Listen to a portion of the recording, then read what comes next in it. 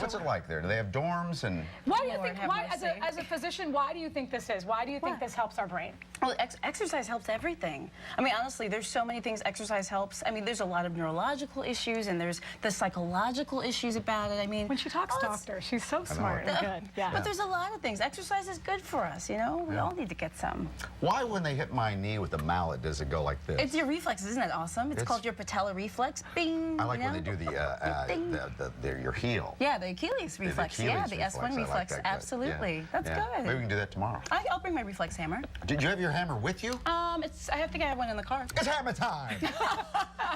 Now, Dr. Jen, take us back to 1999. Oh, my God. The Miss America pageant. You were Miss Iowa. I was. Don't be shy. Okay. It's just amazing. Listen.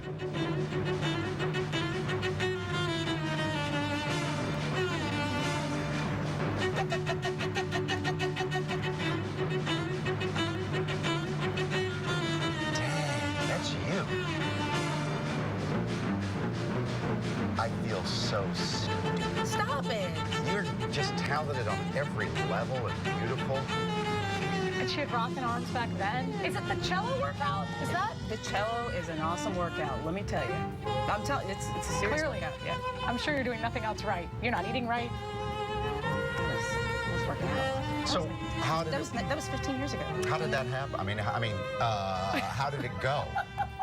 It was good. I mean, I wasn't in the top 10, but I loved my experience there. You went to Miss America. That's what we're looking at. You were Miss Iowa and I went to Miss America contest. But see, you have to understand, for me, it was different. I did my first pageant at the age of 20, and I did it because my parents or teachers, we didn't have enough money to pay for college. I wish I knew about the college negotiation bit that we talked about this morning. So I needed scholarship money. And, of course, the Miss America pageant is world's largest scholarship organization for women. It's not a beauty contest. Not Miss America. It's a scholarship pageant. So, I mean, I did it to get money. I did 4 pageants in my whole life, and I was a student, an undergraduate. You did 4 pageants, and you end up at Miss America? Well, it was a blessing. I feel very blessed, but I did it because I needed money. I'm still paying off college, okay, you know? Let's go to the 3 shot. Stop. What's wrong with this side of everything. Everything. Did you go to a public school? Yeah, me too. Yeah. I went to the University of Kansas. FLORIDA, Flow State, Flow State, Flow State. Woo! Woo! Where's you got some fancy college you went to? You know what? It's all about. Where'd you go to college? She's not saying it because it's Harvard, Yale, Princeton. All that's important is getting an education. Counselor, that is what is important. To say it. Where did you go to school? Or you make it. You can't make me. She's like, I am Dr. Jen, ladies and gentlemen. You can't make. Oh, that hurts. No, you know what? I will say this. You can see on television this morning, and also television from 1999, that you're an amazing person. And Mike and I, let's face it, are losers. Oh, would you stop it, please? By the way, we did also find footage of the swimsuit competition. No, you didn't. Yes, we did. I did not. No, you didn't. Oh, no, you didn't. Why, you didn't do it? I did. Well, what one piece or 2 piece? I did 2 piece. If you're gonna go, you gotta go big. For the love of God, Meredith in the control room, find that footage. Go big or go home. Well, that's what, yeah. Would you wear high heels with a 2-piece? Yes. Okay. Because that's just what you do. And it makes your legs look really good, makes your legs look long. I agree. I had a blast. Did you wear shimmer No, things? but we had like things like we had butt glue, and we had like, we used duct tape for our you know, there's lots of pageant tricks. And where do you buy butt glue? That's a Miss America store. Actually, you can get it at sporting goods stores. They use it for other stuff too, yeah. We could do a whole show on that. They use it to keep the leotard down. Yeah. Okay. On your buns. Sure. Absolutely. I may need some this weekend. To keep your leotard on your butts? Because wait, can we go back to that? Can we go back to that? Wait, what's happening? Talk about his kitchen party, ladies and gentlemen. Did you put Vaseline on your teeth? I did not, because it always felt weird. Well, yeah. You know, just lick your lips and you're good. Dr. Jen's big on Twitter. If you've been following her over the last 48 hours, big on Twitter. And there's changes now. Yeah, there's lots of changes. It's true. I do tweet almost every hour. At least I have for the last 24 hours. Yes. Big changes on Twitter. The social network has rolled out a new design for your profile. But the thing I'm not ready to fall in love with this new format yet. like, I want to know what I want to know about. I don't, forgive me, I love you. true. I don't want to know what you want to know about. You got doctor stuff going on. I understand. I need to know about Kardashians and about the Giudice family and about sports. You might want to know about, you know, something from the ADA. This Very Jen true. doesn't care about this Jen, Sue. I don't know that that's totally In true. a grand way. Yes. grand. Yes. The This is Jen's just at Twitter. large, not you specifically. I know you're a big fan of Bat Kid, and so is Dr. Jen here. Bat Kid is back. Absolutely. The Bat Kid is back in San Francisco to help out the Giants on opening day. What's his name? Miles Scott, better known as Bat Kid, drove the Batmobile into AT&T Park to throw out the first pitch. You remember that Miles, who has undergone treatment for leukemia, saved his city in November. Thanks to the Make-A-Wish Foundation, it looks like Bat Kid can fight crime and losses. The Giants got the win over the Diamondbacks. I'm not his biggest fan, I'm not gonna lie, but you know, I think it's great for them. It really is. What do you mean, Colleen? Well, you know, I don't know. There's a little bit of an air, I think, of Well, We're ready for someone new. we are. I mean, a different team A different to win. team. yeah. Were you rooting for Duffy McGruff, or what's her name? I Mitzi? like Notre Dame, and you Muffin? know what? I know I'm gonna get so many people that are gonna crush me. Jen, Dr. Jen, that is. You ever been married? No. Do you have any children? I'm waiting for my Prince Charming. Oh, really? Yes, I am. So, don't scare her off. Children? No children. Tattoos? No. Piercings? I know, not. Any I do have crowns? piercing in my ears. Crown, yes, I do. We'll get to yes. that. Crowns. In my past. Okay, we got all that covered. The reason I bring this up, the new survey came out yesterday afternoon. More and more moms are staying home to be with their children. And then they say, you know what, I'm going to be a professional mom. And they are a pro at it. They have the schedules. They know where the camps are. I think it's awesome. Some of them will do it like 3 days a week. I think Like I have it's a really doctor awesome. friend, Yeah. Dr. Shaw. And She, like, she'll, works part-time? She'll work 3 days a week Yeah. and then 2 days a week. But a lot of moms are saying, And I've it's had hard. it. Like, okay, I'm not a mom, but you know, you guys are parents. Yeah. But being a parent, I hear is super hard. Like it's like a my full-time goodness. job. Yeah. I think it's awesome that women are wanting to stay home with their kids. You know, There's a lot of dads that are doing it too, though. Yeah. Yeah. If you have the ability to do If you that. have the very cash. true. It That's takes right. cash. It does. You know. Well, Good salary. childcare, I mean, in and of itself, is like a salary in many cases, the cost of it. So I think a lot of people are making decisions about what is simply cost effective. But there's probably a lot of variables involved in why tons. women stay home. But I think it's really cool that, you know, women or men, let's be Women who can choose equal to stay home, opportunists. it's awesome. And after all these years of schooling to become a doctor, Yeah, that's true. you're not going to give that up. No, I'll never give it up. But I mean, the question is how much I'll do it. And would I love to be home with kids when I can? All my friends, when they have babies and they go back to work, they're just heartbroken. That's what they say. It's so hard going back. So we'll see. Another thing, we've never had a doctor full-time on a set like this. I'm so excited. Oh my gosh, I this am is too. so much fun for me. Because I got this thing out Please back. stop. Please stop. Could you just, in the next People commercial? like this the rash, doctor. She's a doctor. A I real think it is a doctor. rash. She's a real doctor.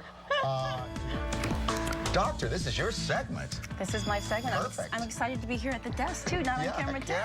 yeah. So a new report shows from the Centers for Disease Control and Prevention says that more opioid-related deaths are occurring among young people. What does that mean? Well, Opioid-related. you've probably heard of prescription pain medications, things Right. like Percocets and Vicodins and Oxycontins and stuff Oh. like that. That's the kind of medicines that we're talking about. This is not a new story, but this is such an important story to keep talking about. Where are they getting them? Right out of the medicine cabinet? Well, let's talk about that. 43% of teens actually say that they're getting these medications from family and friends. Actually, it's more common to get these medications from family and friends than it is to buy them on the street. And I've actually had people tell me, patients tell me, it's easier to get prescription painkillers to abuse than it is to buy heroin or things like that. Absolutely. Now, I've had a couple surgeries, and I had, I don't know, some kind of wacky thing, and I only took it for like a day because Yeah. I was so whacked out. Yeah. How Yeah. come parents and teachers and coaches aren't looking at these kids and saying, you're mumbling, you're not talking to me right here? Well, hopefully they are. And I mean, that's what really this is about, is awareness. We know that 15,000 people die from overdoses of these prescription painkillers every year. And this is the thing that really gets me. This surprises me completely. More people die from prescription medication overdoses than they die from overdoses of heroin and cocaine combined. What? Yeah, this is an epidemic. We're not playing around. This is no joke. You know, these medications, prescription ones, you find a lot easier and a lot more readily, and they're abused in many cases a lot more. Yeah. You're probably frustrated by this. I'm so frustrated. It's my soapbox. How do you fix it? Like, what do you want us to do? Well, first Lock of 'em all, up. yes, thank you so much. Any parent or grown up or anyone who's on these medications for legitimate medical reasons, lock these things up. You got to treat them like they're valuables Yeah. because many times they really, really are. Understand, you know, the significance of them is really important, and education is huge Yeah. And too. what about asking your kids why they need it? Like, obviously, the kids need like a high, or they need a chill. Do or they? need a, Do they really? But I'm asking, I like, don't think if you're so. communicating with your kids, You should be would talking about this know. stuff. Then maybe. Well, oh, Tell go me ahead. this. Yeah. Why would they take like an what does that make you feel? It gives a high. Just because remember, it is a high? yes, this class of medication, so that's a really good question, right? So this class of medication, opioids, which is the Percocets, the Vicodins, and things like that, they can produce sort of a euphoria like a heroin-like or something like that, an altered state of mind. While okay? reducing the pain. Well, yeah. Even though you don't have pain, you're taking it. No, I'm talking about when people use them illicitly, when they use them for reasons they're not supposed to be Right. doing. But they are bona fide pain medications, and when used for the right reasons and under a doctor's care, it is appropriate for certain types And of pain. I think that you can get pretty easily now these little lock boxes Absolutely. that you can put in your bedroom. they're locking or- up booze and guns. Booze Why Yeah. can't they should be lock locked up? up. And the Yeah. other thing too is I think a lot of people think, I've had patients tell me this, that, you know, if they abuse a prescription medication, somehow they think it's better because it's not a street drug. Oh, Someone no. gave it to you in a pharmacy. Yeah, like my doctor gave me the script, so it must be okay to use inappropriately. No, it's not. You're really hearing So, that? I do hear Yeah. that. I do hear that. And that's after I talk to patients and you understand what they've gone through. And yeah, there's a lot of myths out there, but prescription medications being abused is no better. It's just as bad. Don't do it. No, because they're both intelligent women and they will blow their money on gambling. I do lottery.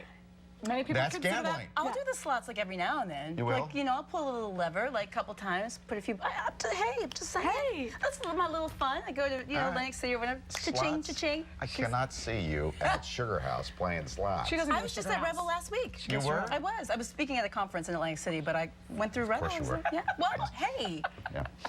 All right. The problem is a virus that's never been seen in the United States. It's killed millions of piglets in less than a year. And scientists say they aren't sure how to stop it. Oh. It sounds horrible. The pork industry has committed $1.7 million to research the disease. But for now, you could see pork prices go up by 10% or more. And the pork lobby just got over it's the new white meat, right? They just Yeah. convinced Yes. people to Yeah. try Yes. pork, to be more elegant about it in Right. fancy And healthy. restaurants Yeah. where you go. Well, the white meat. Bacon couldn't be more popular. It's bacon everything, bacon ice cream, and with tacos. Cupcakes. Bacon and cupcakes, vodka. yes, I've heard of those. Yeah. Sounds yummy. Well, you're a doctor. breakfast. Explain the pig virus. The pig- well, I treat people, not Humans. pigs. Okay.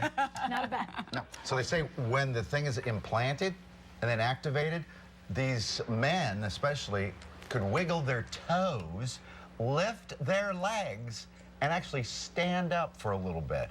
So where would they be putting it? Well, it'd probably be in the spinal cord area. Way down at the base? Very likely at the base. Remember what we're talking about here is really nerves, you know, when we're talking about loss of sensation and stuff. So this is to stimulate the nerves, almost to make them awake again and to kind of revive them.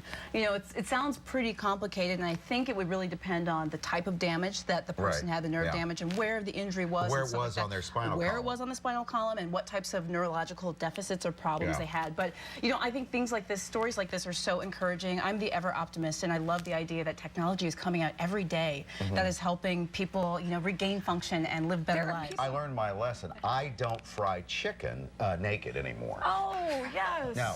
I was curious why you were putting on a shirt to do that. Right. Well, you know, the hot oil. Yes, of course. Yeah. That's why I bake chicken Wow. Yes. naked. Dr. Jen, would you like to come over for dinner? That's okay. Okay. It's all right.